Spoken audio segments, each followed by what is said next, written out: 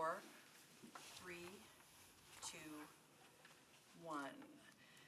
Good afternoon. This is the Human Services Committee of Metro Council on Tuesday, July 18th.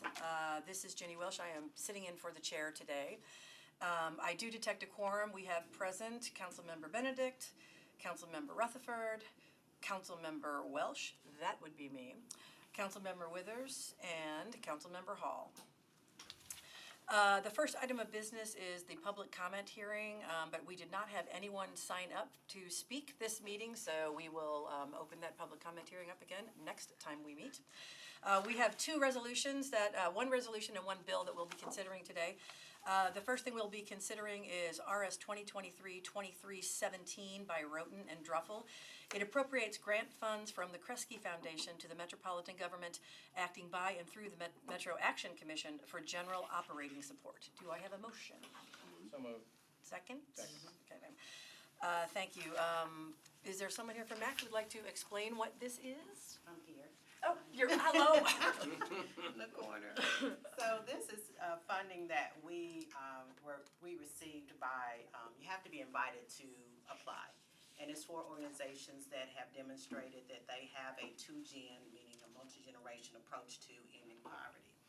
And so we've been able to use this funding for our research-based programming for families, not just for the emergent things that they're needing, but how do we break that cycle of poverty? And so this funding is, I think this is the third year that we've received this funding, and so it does give us the flexibility to do some transformative work with our families. And is the work that you do through a grant like this different than what you're doing on a day-to-day basis? What type of things are you doing? So you're probably most familiar with our energy assistance funding, which is helping with utilities and water and so forth. And rent mortgage and that type of thing. What this funding with Kresge allows us to do is look at some of the systemic things that are impacting families, such as probably the biggest example would be our CompTIA program, which is an entry-level IT credential that opens the door to information technology positions. And so you would start, usually the starting salary is somewhere between $60,000 to $75,000 per year out the gate, and then it's also stackable. And so they have, the families and individuals who go through those programs have the ability to make some life-changing changes within their family system. And so that's one of the, probably the bigger things that we are able to do. The other outstanding thing is that our transformative work, which is what Dr. Kroom has been traveling across the country, actually showing other community action agencies how we've done it here in Nashville and how the city government has supported us in doing those things. Does anyone have any questions? Any other discussion? All those in favor say aye. Aye. Any opposed? Any not voting? Motion carries.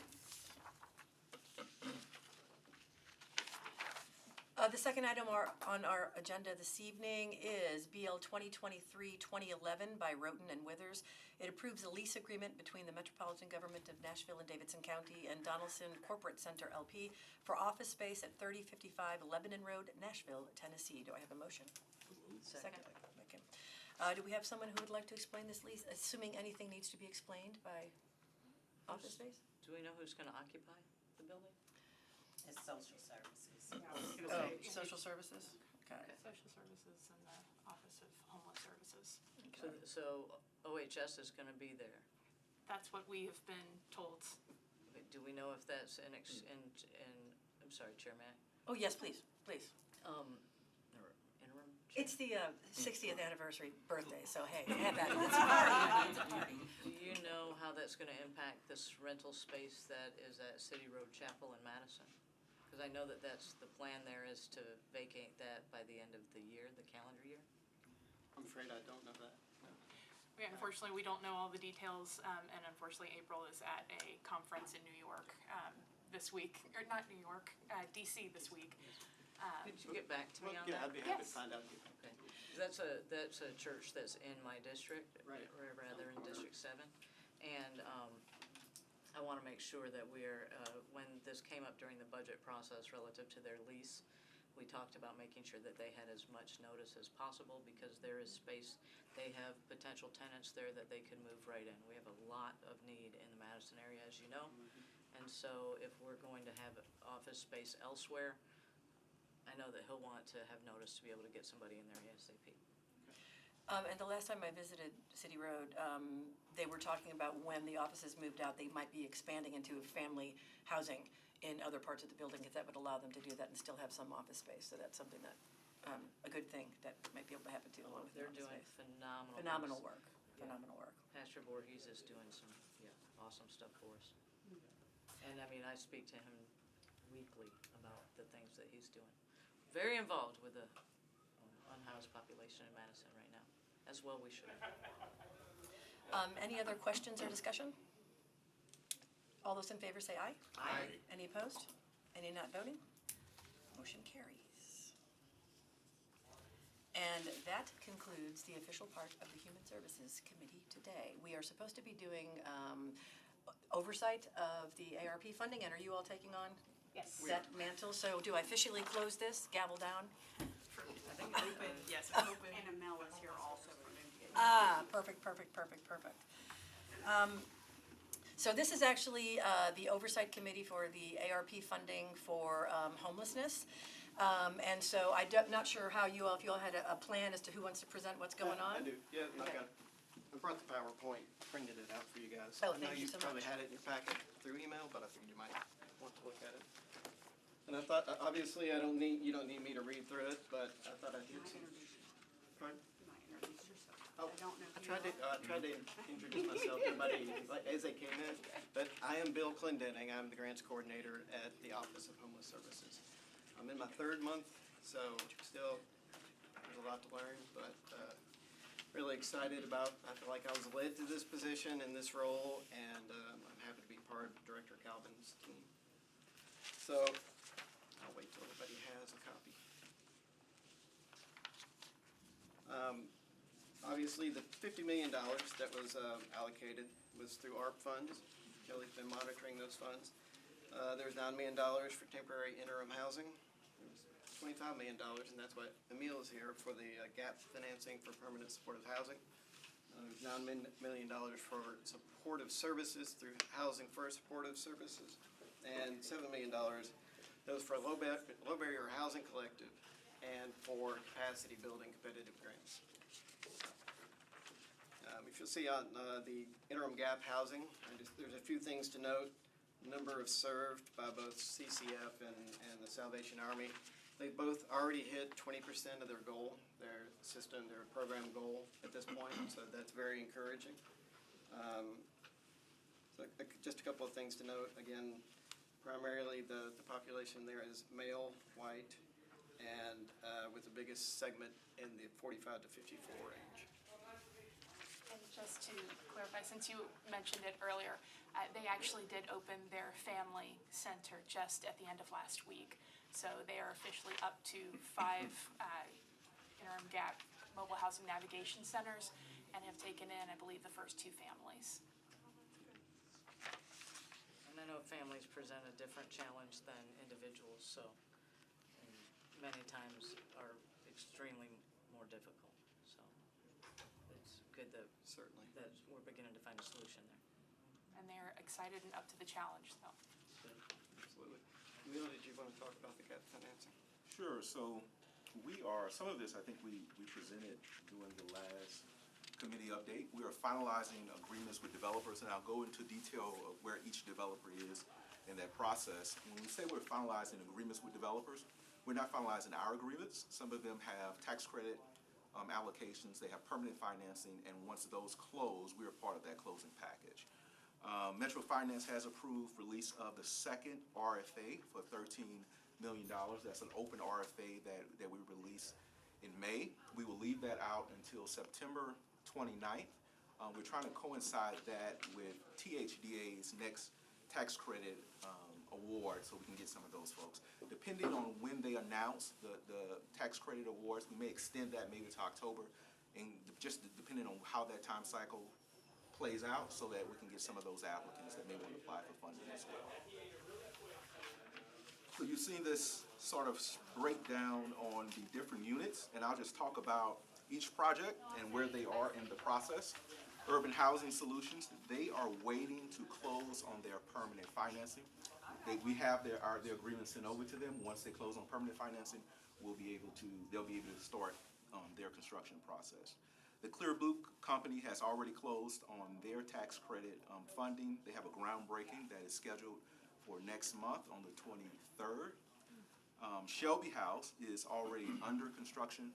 Their legal department just had some clarifications that we sort of been able to work through, and I think they have some questions for the Office of Homeless Services relating to the referral process. We should be able to close on that loan in the next couple of weeks, and those units will begin to come online in January. Woodbine Community Organization, they are waiting to close on their construction financing. They have a closing date of August the 2nd, so we will close with them the week before, and then they will begin construction soon thereafter. And Be a Helping Hand has completed the 2 units that they applied for gap funding for, and I believe they've already received referrals through coordinated entry, and those applicants have received a housing voucher and are preparing to move into their units. So we are pushing along, and our legal department is working very diligently with closing attorneys to execute these closings and get these projects moving forward. So. Madam Chair, I have a question. On slide 4, it says that the release for the second round is 13.6 million, but on slide 5, it shows that the total is 10.1. Can you account for that 3.5 million? That's a portion of that is developers fees. There's an admin expense that's factored into that as well. Okay, so that 3.5 is going to be, as you said about on slide 4, that is going to be expended prior to September 29th is the plan. Yes. Okay. Thanks, Emil, appreciate that. And he mentioned that the first 2 units of permanent supportive housing in this, and they were both a 2-parent household with 8 children and a single mother with 6 children, so that's pretty amazing. Wow. It's great to have a success story. So the Housing for Support Services, we're having meetings every 2 weeks. We want this to be a very collective, collaborative effort because it has to be. It's structured. And you can see on page 7 the different players, Colby's Army, Peer Support, Park Center SOAR Services, Mending Hearts is collaborating with Elam Health Center, providing intensive case management, detox beds. Room in the End provides the meals. Step Up on Second, again, intensive case management. And then United Health Services, it's street medicine mainly. And there's a lot of conversation around, I've been involved in some conversations around street medicine, and I think there's going to be a lot of movement, a lot of improvement. There's a really good group that's really talking through that right now, so it's exciting.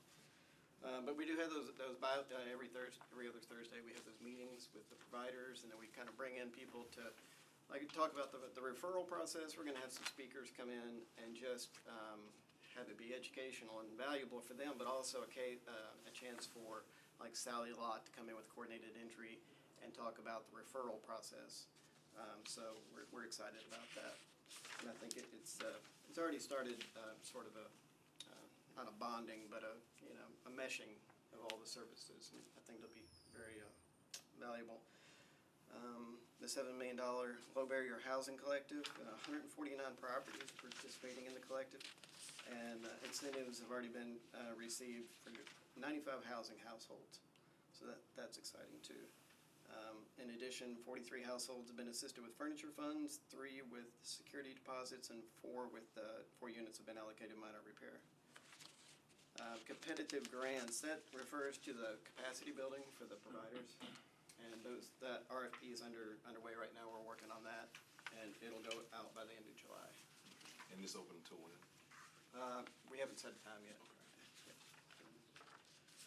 And then just some other news. Obviously, we're always thinking about the next encampment, and that's being prioritized right now.